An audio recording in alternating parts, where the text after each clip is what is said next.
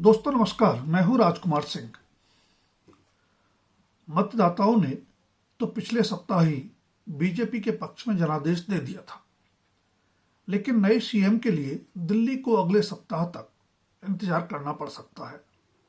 8 फरवरी को आए चुनाव परिणामों में बीजेपी को 70 सदस्यों वाली दिल्ली विधानसभा में 48 सीटों के साथ जबरदस्त बहुमत मिला है। इसके बावजूद नया मुख्यमंत्री चुनने में समय लग रहा है, तो उसका सबसे बड़ा कारण प्रधानमंत्री नरेंद्र मोदी का विदेश यात्रा पर होना है।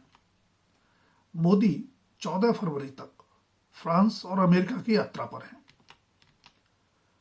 चुनाव से पहले बीजेपी ने किसी को सीएम फेस घोषित नहीं किया था, इसलिए मुख्यमंत्री बनने की दौड़ में शामिल लोगों की सूची भी लंबी बनती जा रही है।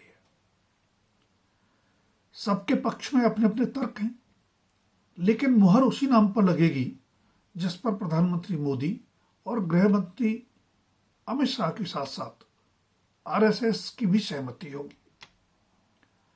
लगभग 27 साल के वनवास के बाद दिल्ली की सत्ता में वापस लौट रही बीजेपी में मुख्यमंत्री पद के लिए सबसे आगे प्रवेश वर्मा का नाम माना जा रहा है। दिल्ली में बीजेपी के मुख्यमंत्री रहे साहिब सिंह वर्मा के बेटे प्रवेश वर्मा लोकसभा सांसद भी रह चुके हैं।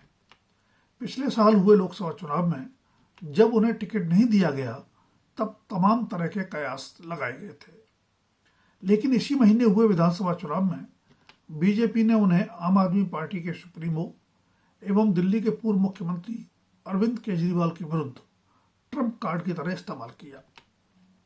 जिन केजरीवाल का करिश्मा आम आदमी के लिए पंजाब से गुजरात और गोवा तक भी कारगर रहा, उन्हें उनकी परंपरागत नई दिल्ली विधानसभा सीट से ही हराने में प्रवेश वर्मा कामयाब रहे।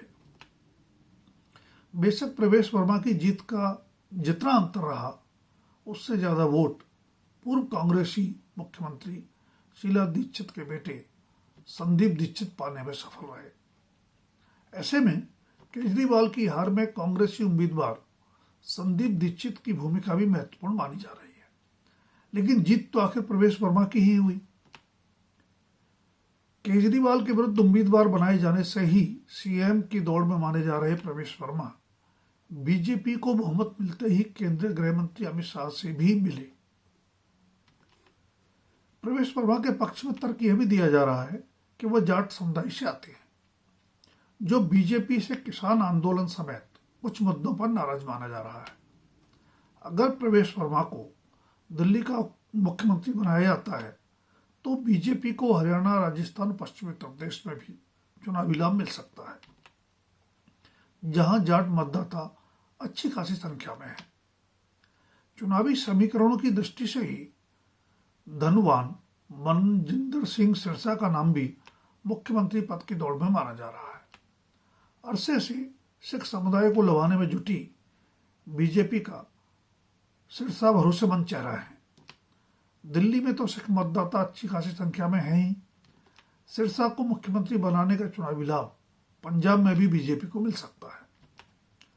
कांग्रेस से आए पूर्व मुख्यमंत्री कैप्टन अमरिंदर सिंह लोकसभा चुनाव में बीजेपी के लिए अपेक्षित सिख समर्थन नहीं जुटा पाए। उनकी पत्नी परनीत कौर तक परंपरागत सीट पटियाला से चुनाव हार गईं।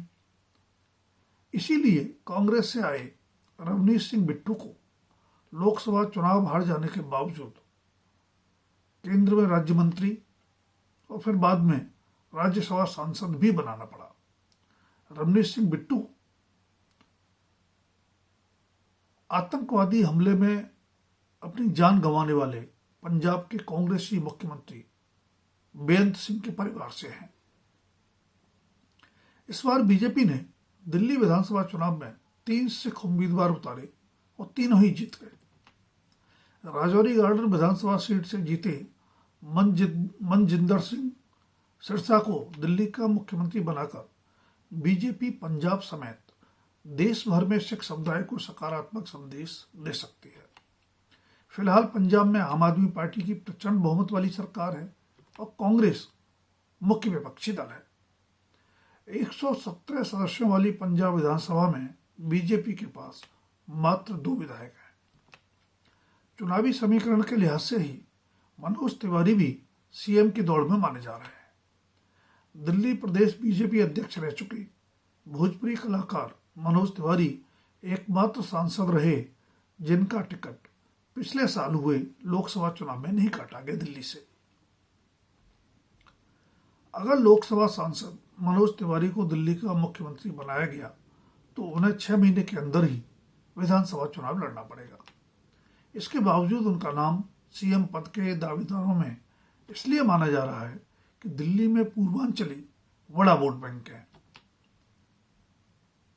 तथा उनसे उत्तर प्रदेश और बिहार में बीजेपी को चुनावी लाभ मिल सकता है। बिहार में तो इसी साल के अंत में विधानसभा चुनाव हैं। फिलहाल बीजेपी बिहार विधानसभा में 78 सीटों के साथ दूसरा बड़ा दल है और 43 सीटों वाले जनता दल यूनाइटेड के नेता नीतीश कुमार को मुख्यमंत्री बनाए रखने को मजबूर है। बीजेपी चाहती है कि वह अकेले दम 100 सीटों का आंकड़ा बिहार में पार कर जाए ताकि अपना सीएम बनाने की जुगाड़ बिठा सके। हालांकि दुष्यंत गौतम करोल बाग से विधानसभा चुनाव हार गए हैं, लेकिन फिर भी वह सीएम पद की दौड़ में माने जा रहे हैं। मोदी और शाह के भरोसेमंद माने जाने वाले दुष्यंत गौतम बीजेपी का दलित चेहरा है, इसीलिए उन्हें एक बार हरियाणा से राज्यसभा सदस्य भी बनाया जा चुका है। जिस तरह से विपक्ष खासकर कांग्रेस डॉक्टर भीमराव अंबेडकर और संविधान के मुद्दे पर बीजेपी को घेरने की कोशिश में रहते हैं, उसके मद्देनजर दुष्यंत गौतम को दिल्ली का मुख्यमंत्री बनाकर देश भर के दलितों को संदेश देने की कोशिश की जा सकती है।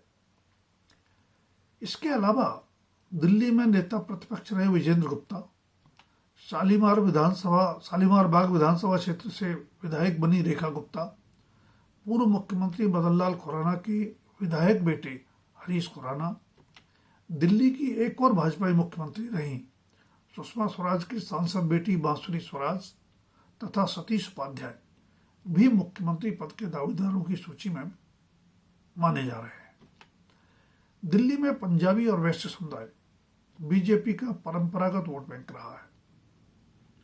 वैसे विधानसभा चुनाव कार्यक्रम की घोषणा से पहले दिल्ली में बीजेपी के मुख्यमंत्री चेहरे के लिए एक और नाम जोर शोर से चला था, लेकिन उन्हें चुनाव नहीं लड़वाया गया।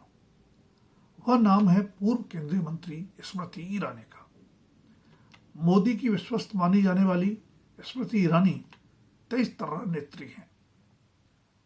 उन्होंने 2019 के लोकसभा चुनाव में राहुल गांधी को अमेठी से हराकर सनसनी फैला दी थी।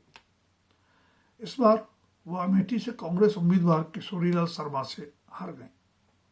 बीजेपी ने उन्हें अभी तक कहीं से राज्यसभा में भी नहीं भेजा है। अगर बीजेपी स्मृति ईरानी पर दांव लगाकर चौंकाती है तो वह दिल्ली की चौथी महिला मुख्यमंत्री होंगी।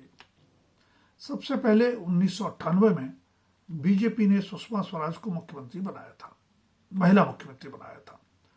फिर कांग्रेस ने शीला दीक्षित को बनाया, जो लगातार 15 साल मुख्यमंत्री रहीं। पिछले साल अरविंद केजरीवाल ने खुद इस्तीफा देकर आतिशी को मुख्यमंत्री बनाया था। दोस्तों, अगर वीडियो पसंद आए तो लाइक, शेयर और सब्सक्राइब अवश्य करें। अपनी राय भी कमेंट सेक्शन में दें। धन्यवाद। अभी के लिए इतना ही।